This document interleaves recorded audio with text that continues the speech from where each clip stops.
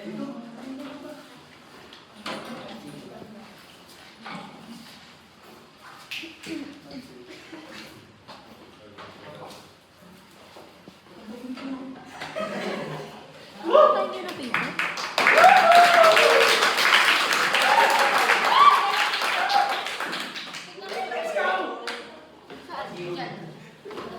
rin, parang ballpen, sabi. Parang din ballpen.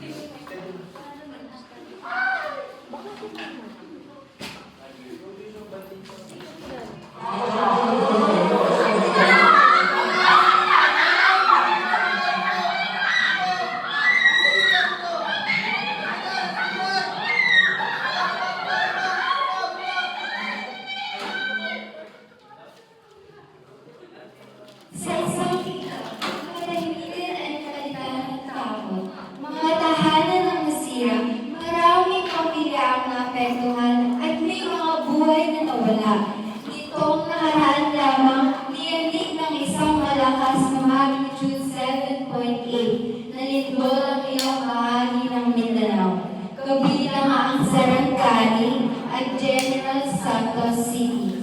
Ayon sa mga ulat, hindi bababa sa 37 katao ang nasawi, habang daan-daan naman ang nasugatan sa pagbuhok ng mga gusali at landslide. Ang mga pangyayaring ito ay nagsisilbing paalala na ang lindol ay maaaring mangyari anumang oras at walang babala. Ngunit sa kabila nito, ang tamang kaalaman at paghahanda ay maaaring makatulong upang maiwasan ang pinsala at makapagligtas ng buhay.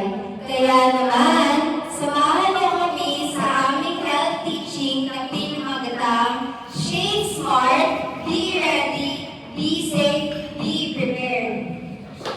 Hi guys!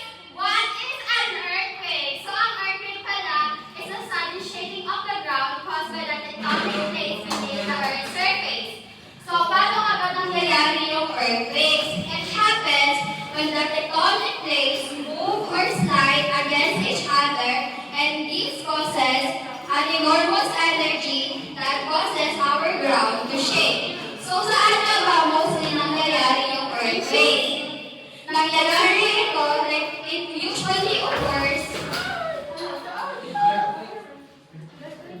along fault lines or areas where many active volcanoes.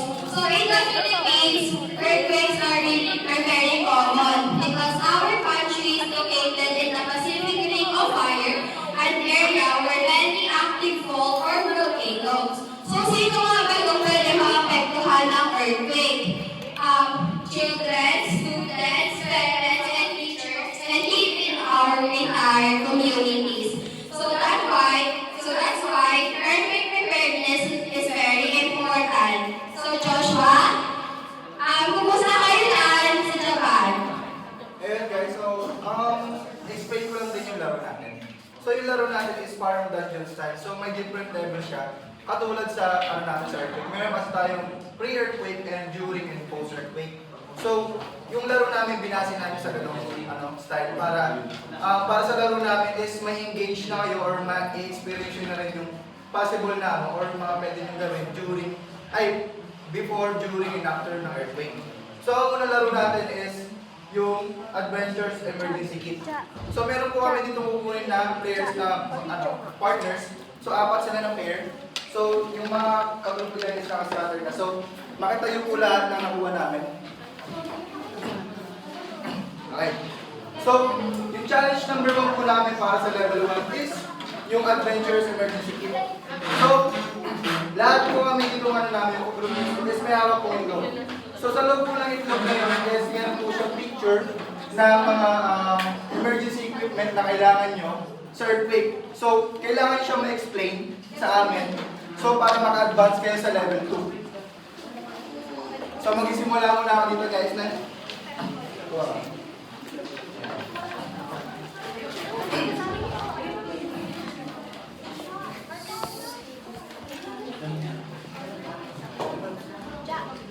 Okay, so nakuha na namin, challenger namin dito is, emergency poncho.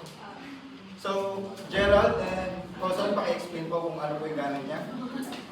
5, 4, 3.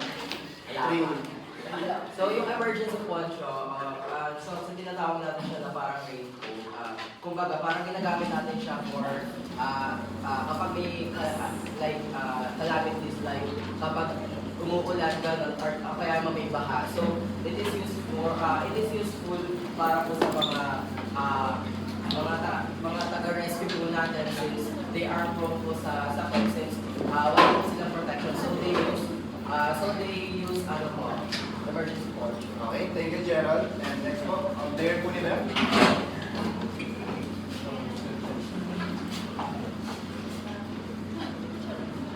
So, nakuha po ni Mika Solana is, what's that? Ano yan? Flashlight. So, Mika, paki-explain kung ano yung use niyan. Okay? Yung flashlight po is ginagamit siya sa mga, halimbawa kung napunta po sa mga madidilim na lugar, pwede po itong magamit as guide para makakita. Halimbawa lumindol, tapos madilim, pwede siyang maging guide para makita kung ano yung ibang sugatan or kung ano yung mga kasi. Okay. Next po, player ni Mary.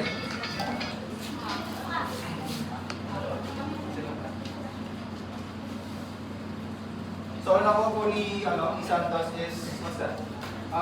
Emergency go bag. Okay, paki-explain po. So dito po sa emergency go bag, nakikita niyo may nakalagay na tubig, battery, flashlight, radyo. Siyempre, kailangan natin yung kapag nagkaroon ng mga emergency, kunyari, madilim, ganyan. Tapos, may pito rin para kapag nagkaroon tayo ng mga debris, makaririnig tayo. Saka, meron din mga gadgets dito. Yan. Thank you. Okay, next, player ni Joey Lee. Nakagulong po sa ito. Ni Joey.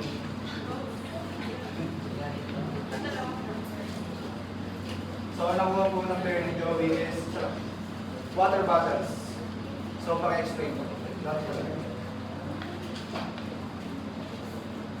Guys, pag nauuhaw ka, minom ka tubig. Okay. So, lahat naman po kayo is nakasagot. So, mag-a-advance po kayo lahat sa challenge number 2. So, yung challenge number 2 po natin. Okay? So, yung challenge number 2 po natin is treasure riddles po. So, dito po is magpapaunahan po kayo na sumagot po ng riddles namin. No? So, meron po kayo, bibigyan po kayo namin ng pito. So, paunahan po kayo pumito para sumagot po kayo ng mga riddles namin. So, lahat po ng players, pakipunta po dito po mga sa Wala na, galingan mo yung candy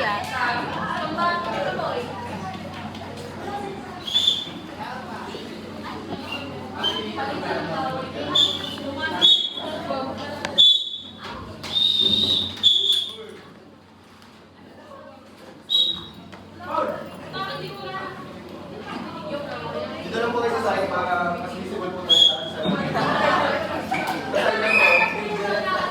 Side lang dito. Ben. Okay guys, so magpapaunahan po, nagbibigay po kami ng riddles. So kailangan nyo pong magpaunahan. So yung huli pong makakahula or huli pong makakasagot, is eliminated na po. So wag po kayo maglala, welcome to sa 18 po naman po kayo. Bibigyan po kayo namin ng prize pag natanggal po kayo. So ang first riddle po natin is, I make a loud sound to call for help. If you are trapped or lost, what am I? Tawa na po sila. Okay.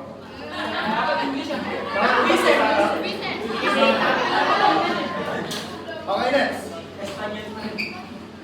I can cover cuts in small rooms. To keep them clean, what am I? Mali. Tama.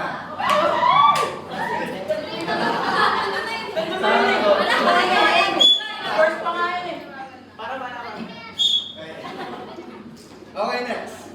So, dalawa na lang po kayo naglalaban. So, yung matatanggal po sa, yung muli pong makakasagot is eliminated na po.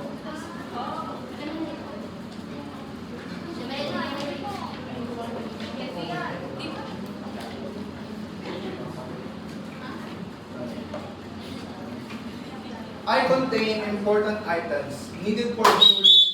Uy, wala pa. Okay, ready ko po yung riddle.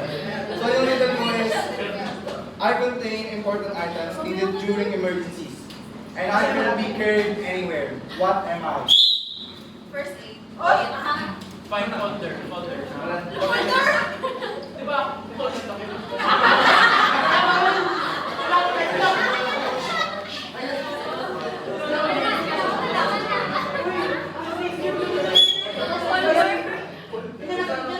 So, yung mga nanalo po, ang maglalaro sa level 2 natin is magsama-sama. So, Wala na yung candy Yung candy Galing. Yan. So, level 2 na po tayo. So, ito na po yung during the earthquake. No. So, kumbaga ito na po yung kinakaimas po ng ating natin. Ano? So, yung pangalan po ng level 2 natin is shaking the classroom. So, meron po tayo dalawa rin challenge dito. So, yung challenge word natin is defeat the tremors.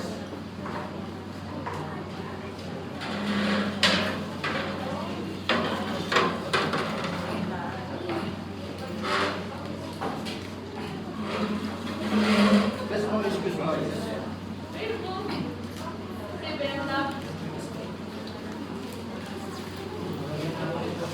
So, ganito po siya. So, kailangan nyo po ma-demonstrate po yung drop, cover, and hold. So, bali nga po, ito na po yung during natin. So, kailangan nyo po magpaunahan. No? Magpaunahan po kayo. Yan. Masabay tatlo.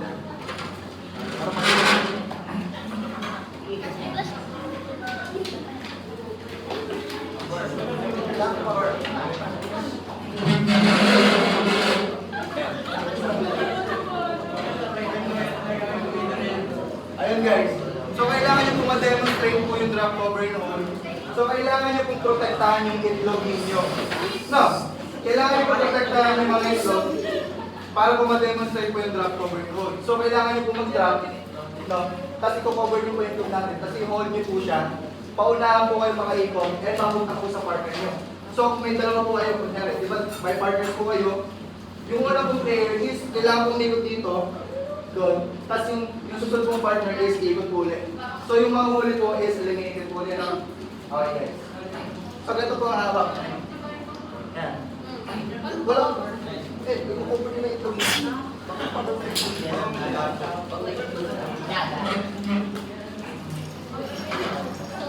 So ilang po yan. Ito yung team nila, Gerald. Ito yung team nila, Fulana. Ito yung team nila, Sino?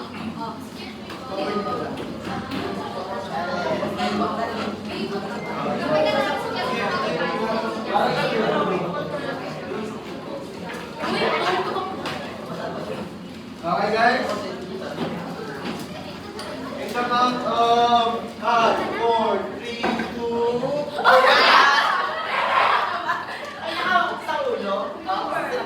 5, 4, 3, 2, 1.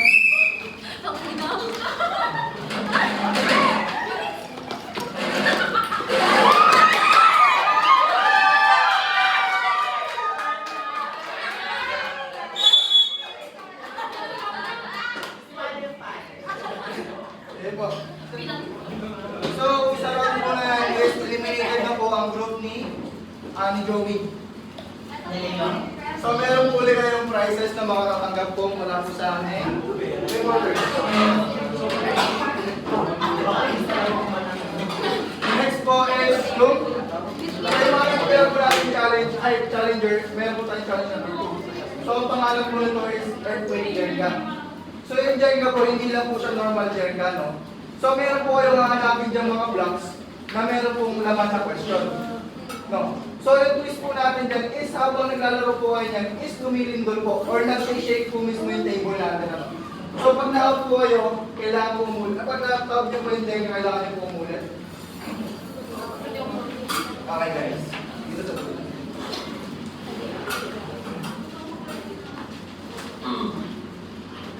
Yan.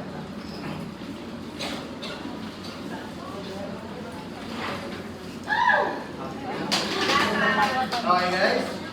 So kailangan nyo rin masagot yung question na nasa loob ng block. Ay, sila ba yun?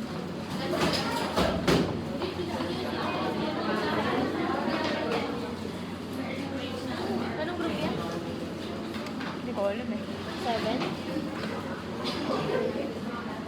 guys, meron na po tayo isang player dyan na maglalaro.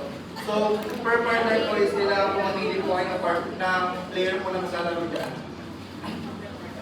Okay? Sino sa inyo? Sino sa inyo? Ano? Okay. Okay, 1, 2, 3, go!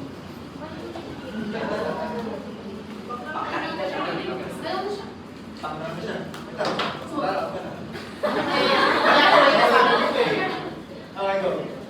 Why is it important to have an emergency contact? Important din siya kasi para may matatawagan tayo in case na hindi natin nagtulong kapag nasa mga sitwasyon tayo na tayo ang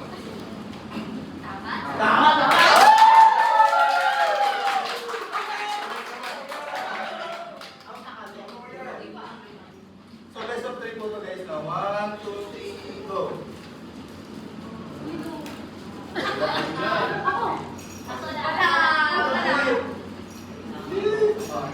Wala na siya.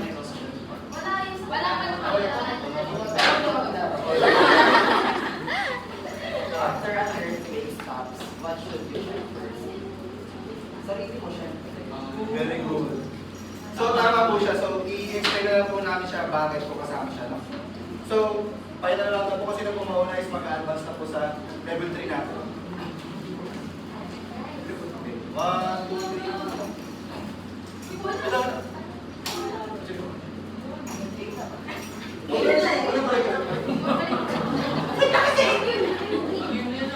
Ang bagal naman kasi ni ano. Ay, sorry sir. Okay. So, ito game na talaga. Game na. 1, 2, 3, go.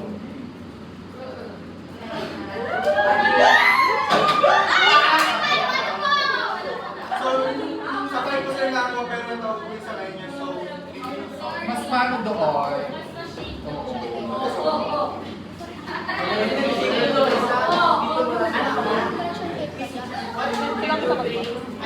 What should you do during an earthquake if you are in celebrating? Not over to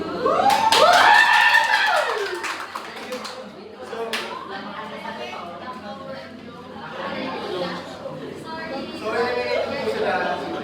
Thank you for participating. Sayang boy, sayang. Excited na.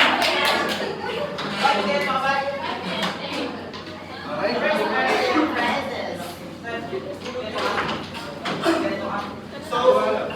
So mag-advance naman po tayo sa level 3. Wait lang, tapos. So mag-advance naman po tayo sa level 3 or yung katawag po namin na escape and recovery zone. So ito po yung after the earthquake po. No. So ang twist po natin is magiging magkalaban na po kayo sa ulit. Okay? So ang challenge 1 po natin is Survivor's Treasure Map. So dito po meron po kami ginagawa din ng mga paper bags na may lamang po ng mga emergency equipments na kailangan sa earthquake. So, be reminded po na hindi po lahat ng paper bag is nagko-contain po ng emergency equipment. So kailangan niyo po magdala po sa akin ng dalawang emergency equipment. Pauna po kayo mapagdala sa akin ng dalawa. Okay? 5, 4, 3, 2, 1, go!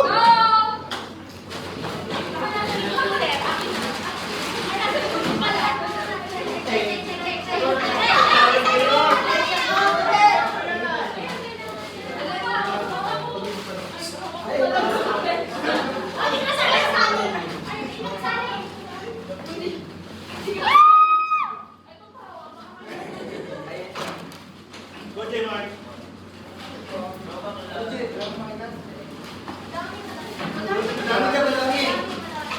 Ano oras ang pagpakayan?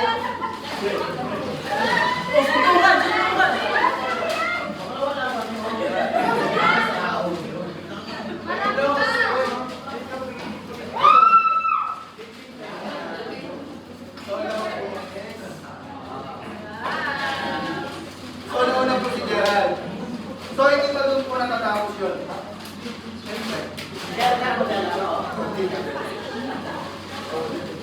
So, ang challenge number 2 po natin is para maklaim niyo po yung prize. Ito po yung parang pinaka-validation po natin. Yung challenge number 2 is survivor's choice. So meron po kami malalaking cards.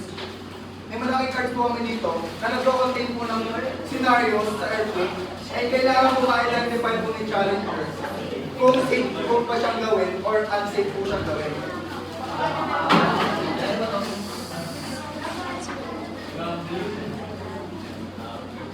Okay? Gerald, mamili ka. Ay, kaldo! A person using an elevator to give a building after an earthquake. A person using an elevator to give a building. That's C. Okay. Yes? A person entering a cracked and damaged building. Immediately after an earthquake. So, tama naman po sila lahat. So, ano lang po yung para makita po yung prize. So, ang pinaka-winner po natin is si Mr. Aguilar. So, makaka-receive po siya ng... Ayan po, makaka-receive po siya ng cash. First honor. So, meron din po kayong kasamang emergency first aid kit. So, so yung third na lang po natin is sa group po nila is mag-share po kayo. Makitayo po. So, parang ayaw humika. Thank you so much po. Thank you so much. Okay, ganun lang ako.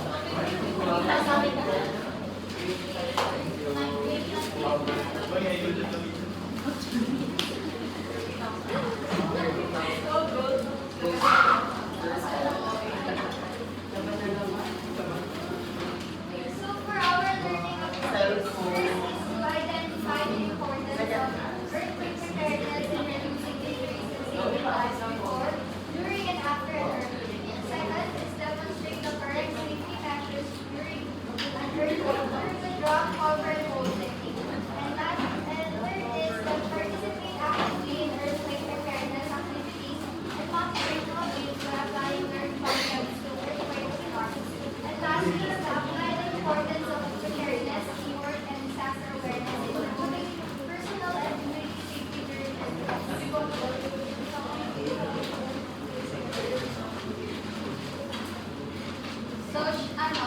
So be ready, be safe, be prepared. So ano nga ba ulit yung earthquake? Yung earthquake na po is the sudden shaking of the ground caused by the movement within the earth's surface. It can lead to injuries, health emergencies, and disaster that require immediate response. So, ito po yung mga hazards, ground shaking, falling object, landslide, and possible is tsunami. So, yung effects naman po, injuries and loss of life, damage to homes, buildings, and infrastructure, and disruption of electricity, water, and community service. So, yung importance po ng earthquake preparedness is earthquake preparedness helps protect lives, reduce injuries, and ensure a quick and safe response during an earthquake. So next po is, ano po yung mga gagawin natin before an earthquake? So first po is, yung tulad nga po kanina sa palaro namin is, meron po kami na magpe-prepare po tayo ng emergency bag. Ano nga po yung mga kailangan nyo sa emergency bag?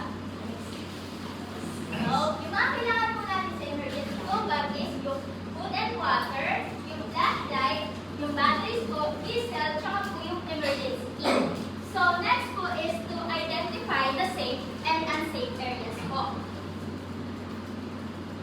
So, ito po yung mga safe areas tulad po ng under a sturdy table or desk. So, o kaya po yung mga open places po natin or yung mga against an interior wall po. So, yung next po is yung sa unsafe areas po natin. Meron po kami apat na examples like po yung near windows or glass. So, yung underhanging objects, yung outside buildings and structures, near and heavy furniture or appliances po.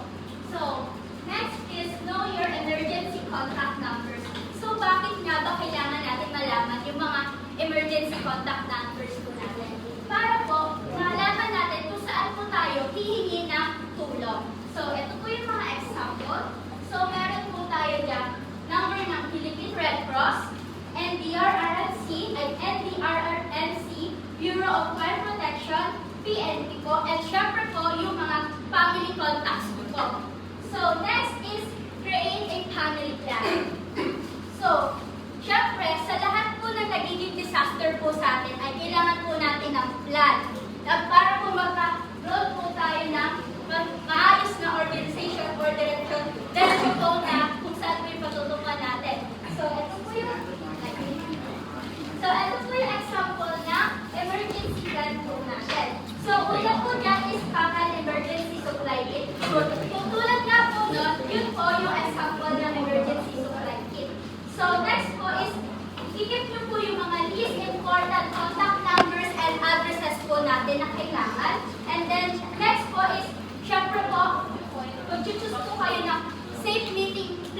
po kung saan po kayo magkikita-kita. So, next po is yung know your community's designated evacuation po. Kasi po, minsan po is, lalo po kapag earthquake is, meron po mga places na masyado pong naging apektado, so kailangan po nila mag-evacuate. Yan po.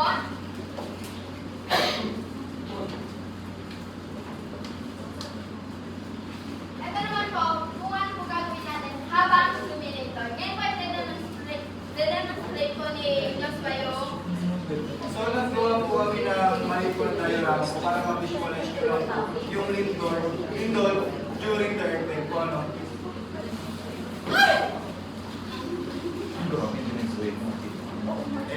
ayun po, nakita niyo naman po habang nagkagibag-iba yung mga bahay, yung mga puno, habang ayun po, yung mga gagawin natin during earthquake, first is stay calm. Panatilihin po natin kalmado yung sarili natin kasi once na hindi tayo kalmado, hindi tayo makapag-isip kung ano gagawin natin. May posibilidad na magkaroon tayo ng padalas-dalas na mga desisyon. Kaya, napaka-importante po na kalmado tayo. Sa perform drop, cover, hold. Drop po is umuupo tayo. Cover is i-cover natin yung ulo, yung katawan para mapanatiling ligtas po tayo. Hold, sumawak po tayo sa may mga matitibay na mga bagay para maging stay po tayo ligtas. Sa next po yun, stay away from window, glass, and falling objects. Ayun nga po, lumayo tayo sa mga may mga possible na mabasag kasi sarili.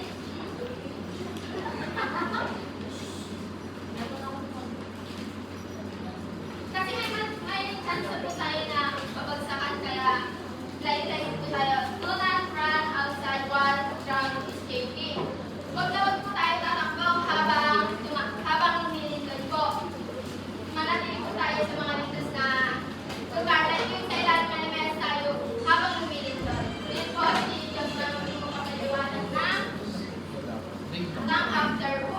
So, ano nga po ba kailangan natin gawin or kailangan po natin puntahan after po ng lindol? So, dito po is yan. So, pagkatapos po ng lindol is hindi pa rin po tayo sure po na tapos na po yung trahedya or mga disgrasya po na magaganap. So, kailangan nyo pa rin po pumunta po sa safe areas tulad po ng open field. So, lumayo po tayo sa mga building po na may crack na po, mga buon po na bumagsak po sa inyo, gano'n. So, kailangan nyo po muna tingnan is yung sarili nyo, check for injuries. So, doon pa lang po, makikita nyo pa lang po na kung sino po kailangan po dahil agad sa hospital or kailangan po ng first aid po. So, meron po kasi tayong mga levels po ng injuries na mas kailangan po ng attention. No? So, next po is be prepared for aftershock. So, tulad po lang sabi ko kanina is hindi po porque tapos na po yung main na lindol is tapos na po yung trahedya. So, safely po talaga magpunta po tayo dito sa open area, saka malayo po sa mga building. So, para hindi po tayo mapagsakan, magkakaroon pa po ng mga injuries or lumala pa po yung injuries po natin. And po, so next po is stay away from damaged building. So, ngayon po, tulad na rin po kanina, kailangan nyo po rin po i-check yung mga lugar po, kung saan po kayo pupunta. So, last po na, second to the last one is check for gas leakage, gas leaks or other hazards. So, meron po tayong mga hazards po after the earthquake. So, mga possible po doon is yung electricity po, tulad po natin yan, natanggal po siya. So, kung masaman po is, mas malakas po yung shock po sa katawan. And sa mga gas leaks po, dahil nga bulungin doon, so yung mga pipelines po is possible po siya na may leak. So, una pa lang po doon is, mahirap na po siyang ma-inhale. Tapos, kung magkaroon man po ng spark, tulad po sa mga electricity, pwede pa po siya magkaroon po ng explosion po. So, last po is follow instructions provided by the authorities. So, kailangan nyo po pong i-follow, i-check po yung mga emergency go bags nyo sa mga hotlines po natin ng mga doon ng mga messages po sa governments po natin and authorities para po alam po natin yung next step po natin after the earthquake po. So, yun lang po. So with our conclusion and today's health teaching, so this showed us the importance of being prepared before, during, and after an earthquake. So through our games and discussion, we learned that proper knowledge and preparedness can help prevent injuries, then save lives and make safer and better decisions during emergencies. So always remember that prepare before, protect during, and recover after. So being prepared today can make a difference tomorrow. So, may add lang po ako na information. There's, sa recent po na earthquake po na nangyari po sa Mindanao po is, meron po mga video po na nag-viral about po sa mga naging actions po ng different individuals po natin. So, hindi po natin sila masisisi sa mga ginawa po nila. Based na rin po yung sa survival instinct po nila na may mga nagsasabi po, bakit iniwan nila yung matanda doon? Bakit umalis agad sila? So, yung example na lang po doon is, napunod ko po, is nasa dining area po sila. So, may matanda po sila kasama sa dining table. And may dalawa pong mga young adults na tumakbo po, palabas, and papunta po sa kwarto. So, sabi po sa mga comments po nila, bakit iniwan nila yung matanda, bakit po gano'n? So, hindi po nila alam yung full story po na video. Hindi po talaga kinuha yung pinaka-ending po nila. Nag-base po agad sila sa sarili nilang opinion and diretso na po sa comment. So, ang ginawa po ng dalawang young adults is yung isa po pumunta po sa kwarto para po kunin yung anak niya. So, yung isa naman po yung adult din is pumunta din po sa labas para i-check din po yung anak niya. So, yung tawag po palabas is tinignan po kung meron po possible po na tumulong sa kanila. Kasi po yung elder po na yun is hirap po siyang makalakad. So, with this strength po na hindi niya po kaya mag-isa po yung matanda. So, ayun lang po, ano ko lang po, hindi po natin kailangan agad i-judge yung mga actions po ng tao sa during the tragedy or sa mga crime po. Kasi po, based po yun talaga sa mga natin, sa mga survival instinct po natin. So, please wag lang po tayo mag-judge po ng mga actions po. Dahil kung kayo din po yung nasa position nila is hindi po natin sure kung ano po yung gagawin natin during that tragedy po. Thank you lang po.